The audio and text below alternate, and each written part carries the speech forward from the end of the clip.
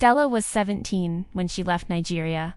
17 with one suitcase. 17 with an accent. 17 with discipline in her bones and culture in her voice. She already spoke English. But in America, it didn't sound the same. Her rhythm was different. Her tone carried home.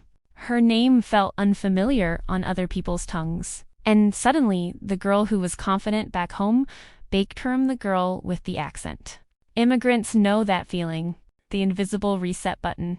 Back home, you were somebody. Here, you're starting from zero. New rules. New systems. New expectations you were never taught. Speak up, but not too much. Be proud, but not intimidating. Be grateful, but don't complain.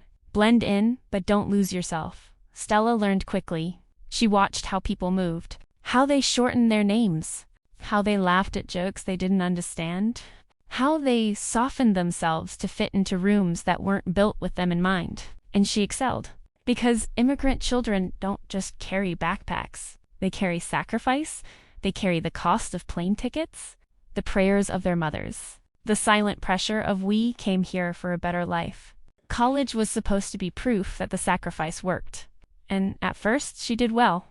But behind ambition was exhaustion, family stress, cultural expectations, unspoken trauma that traveled across oceans too. A household that felt heavy even when no one was speaking.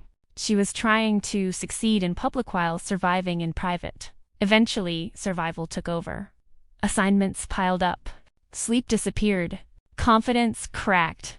She flunked out. Not because she wasn't intelligent, but because she was overwhelmed. Immigrants rarely talk about burnout. They talk about hustle. They talk about success. They talk about making their parents proud. They don't always talk about breaking. So Stella started working instead. She learned a different education, how to stand on her feet for hours, how to keep going when tired, how to carry responsibility quietly, how to rebuild when plans fall apart. And somewhere in that rebuilding, she learned something bigger than achievement. She learned boundaries. She learned that protecting her peace was not disrespect. That saying no did not erase gratitude. That choosing rest did not mean weakness. That shift changed her life. Not loudly, but deeply. Now Stella is turning 34. She is married. Her life does not look like the timeline she imagined at 21. No degree framed on the wall yet. No children yet.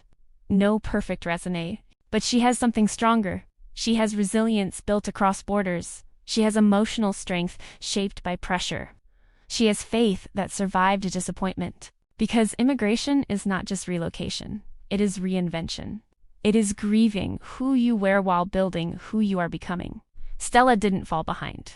She was adapting. She didn't fail. She was evolving.